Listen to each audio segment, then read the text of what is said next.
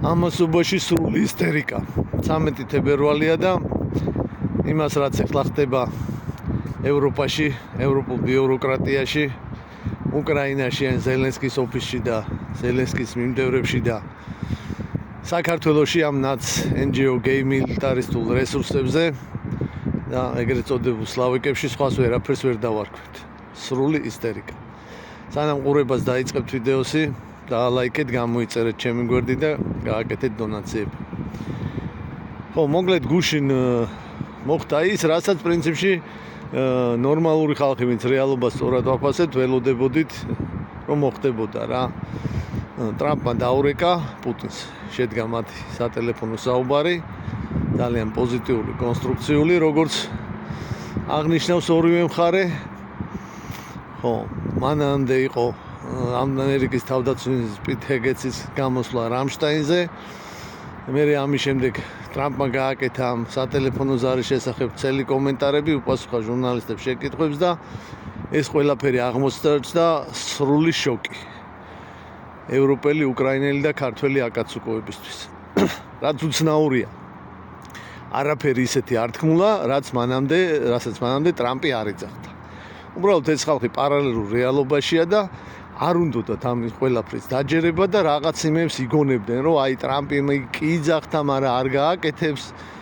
ხო და უკრაინა მაინც გაიმარჯვებს, ამერიკა არ წავა რუსეთთან შეთანხმებას და ასე შემდეგ. და ხო, როგორც ჩანს, წავიდა, დარეკა და წინასწარი შეთანხმებაც როგორც ჩანს შედგა. ანუ კონტურებზე ომის დამთავრების პრინციპული მიღწეული იქნა. ხო, სხვათა შორის ამაზე ეგრევე რეაგირება მოახდინა ბირჟამ. რუსული კომპანიის აქციები ავარდა, ფასი გაიზარდა და რუბლმა დაიწყო გამყარება 90 ჩამოწდა. იყო ხოლმე მომენტები, რომ 100-ზე წადიოდა და კიდე განაგრძობს გამყარებას. ხო, მოკლედ რაღაც შეთანხმება როგორც ჩანს შედგა. რა არის ახლა ეს შეთანხმება? პრინციპში ესეც გახმოვანდა და გუშინ ამაზე ვიდეოში ვისაუბრე. უკრაინა ვერ გახდება ნატოს წევრი. ტრამპმა კიდე ერთხელ თქვა, რომ ეს არ არის კარგი იდეა და ამერიკა ამას არ მიესალმება. ანუ ეს საკითხი არის გადაწყვეტილი. მეორე რა საკითხი არის გადაწყვეტილი? გასაგებად ითქვა ამ NGO gay militarisტების გასაგონათაც, რომ რომ უკრაინა აღადგენს ტერიტორიულ მთლიანობას არის არარეალისტური მიზანი და ეს ვერ მოხდება. არ არის მაგის არანაირი შანსი. ანუ ყირიმს დავიბრუნებთ, იმას დონბასს დავიბრუნებთ, ეგ არის ზღაპარი. ხო და iluzია, რომელიც როგორც მარკ რუბიომ თქვა, შეგნებულად თუ შეუგნებლად შეუქმნეს ამ ადამიანებს. ხო და ეხა უჭირთ ამ იმასთან შეგუება. მაგრამ მოუწევთ. უკრაინა დაკარგავს დაახლოებით ტერიტორიების 20%-ს. ხო. და მესამე ომი უნდა დამთავრდეს ძალიან მალე და არავინ არ ეკითხება ამ ომის დამთავრებას ზელენსკის და ვინმე სხვას. ამ საკითხს წყვეტენ დონალდ ტრამპი და ვლადიმერ პუტინი და როგორც ჩანს უკვე გადაწყვიტეს და მნიშვნელოვანი პროგრესი გვაქვს ამ მიმართულებით. ამაზე საერთოდ გადარეული არიან ევროპელები. უშინვე წამოვიდა განცხადებები ექვსი ქვეყნის საგარეო საქმეთა მინისტრმა, ჩვენი და უკრაინის გარეშეო ვერანაირი მოლაპარაკება ვერ შედგებაო. ეხლა იქ ზელენსკის და მსხვერპლად ესეთი ის არის, რომ როგორ ჩვენ ჩავხვდეთ და რაღაცები, მაგრამ არა, როგორც ჩანს, არავის ჩართვას ამ იმაში არ აპირებენ, რაც არ უნდა იწივლონ იკივლონ რა.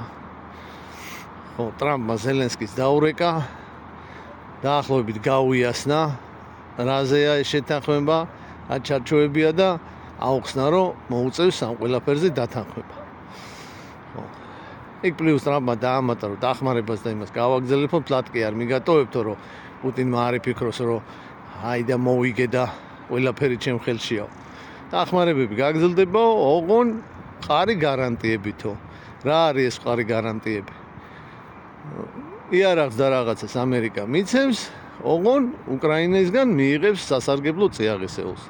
500 მილიარდის ღირებულების იშვიათ მიწიან ლითონებზე, ლითიუმზე და გრაფიტზეა საუბარი. ტყვილა, ვალად მერე დაგიბრუნებ და რამე არა. მოხდება ესეთი ეს. ხო, თუ რაღაც უსაფრთხოების გარანტიებია მთლიანი ტვირთი პრინციპში გადავა ევროპაზე. თუ გინდათ იქ სამშვიდობოებით შეიყვანეთო, არ არისო პრობლემაო, ტრამპი იძახის დააყენეთო. ოღონ ნატოს წესდების მეხუთე მუხლი მაგ კონტინგენტებზე არ გავცელდება. ანუ რაღაცა კონფლიქტი რომ მოხდეს მერე ამ შენაერთებსა და რუსებს შორის, ეს არ იქნება თავდასხმა ნატოზე. ხო. ბატონო შეიყვანეთო. აღდგენა უკრაინის, კი ბატონო, ევროპელებო, შექმნით სპეციალური ფონდი აღადგინეთო. ევროკავშირში გინდათ მიღება ბაზარი არ არის მიიღეთო. ხო, მაგრამ ეს თქვენი და უკრაინის უსაფრთხოება ძირითადად იქნება თქვენი უზრუნველსაყოფელი. ამიტომ შესაბამისად გაზარდეთ სამხედრო ხარჯებიო. ჩვენ მაინდა-მაინც თქვენთვის არ გვსალიაო და ვერც ჩვენ ხერს ამ ყველაფერში ვერ ხედავთ. აი ეს თქვა ღიად რა.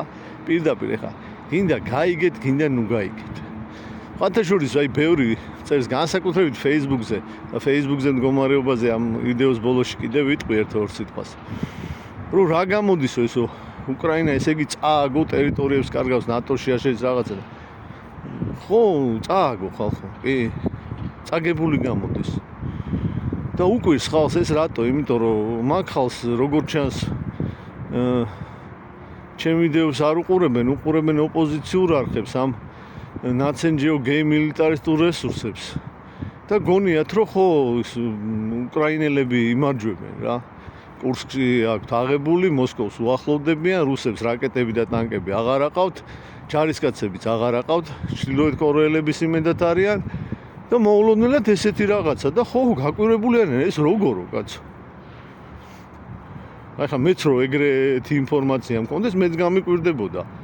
როგორ უკრაინა იგებს და ამ დროს შეთანხმება რომელთაც აგებს რატო? ხო, მაგრამ არ არის ეგრე, არ იცით თქვენ ფრონტზე არსებული სიტუაცია. რამდენად ცუდად არის უკრაინის არმიის საქმე. 16 თვეა ინიციატივა რუსების ხელშია და ნელ-ნელა წვალებით დანაკარგებით, მაგრამ სუწინ მიიწევენ. და თითქმის ყოველ დღე ახალ უკრაინულ დასახლებულ პუნქტებს იღებენ. ხო, და აი თვალთახედვით და ამ გადასახედიდან თუ შეხედავ, არც ისე ცუდი შეთანხმება არ არის ეს უკრაინისთვის. და ტრამპმაც იცის ეს რეალურად რა მდგომარეობაა. იმიტომ რომ გაგრძელება ნიშნავს იმას, რომ კიდევ უფრო მეტი უკრაინელი დაიღუპება, კიდევ უფრო მეტ ტერიტორიას დაკარგავს უკრაინა და რა? ეგ ჯობია? ამიტომ იძახის ის კაცი, რომ ეს სისხლისღვა და ის უნდა შევაჩერო. არავის ინტერესებში არ არის ეგ. ხო, და როგორც აღმოჩნდა პუტინის თანახმა ამ ეტაპზე და ამ პირობებით ამ ომის შეჩერების. ხო, იქ საბოლოო მიზნებს რა თქმა უნდა ვერ მიაღწია რუსეთმა. მთელი უკრაინა ვერ გადაყლაპა. რაც დაითრია იმაზე როგორც ჩანს თანახმაა რა. ყოველ შემთხვევაში ტრამპი ესე იძახის, რომ თქვაო იმ კაცმაც. და ეს ცოტა ეხა ესეთი მართლა შოკის მომგვრელია იმ ხალხისთვის, ვინც თავს იტყუებდა აქამდე და მათ პარალელურ რეალობაში ცხოვრობდა და ეს თქვენი პრობლემაა კაცო. ეს უყვებოდი რა ხდება და ჩემი გამომწერებისთვის არანაირი შოკი ეს არ არის, მათა იცოდნენ რომ აქეთკენ მიდის და ესეთი სიტუაცია და ეს რეალისტური რაღაცნაირი გამოსავალია. ხო, Facebook-ს რაც შეეხება, მოკლედ Facebook-ზე ერთი პერიოდი ძალიან მაგრად გულაობდნენ ეს ცენზურა და ისინი და ნორმალურ ხალხს ბლოკავდნენ, არეპორტებდნენ.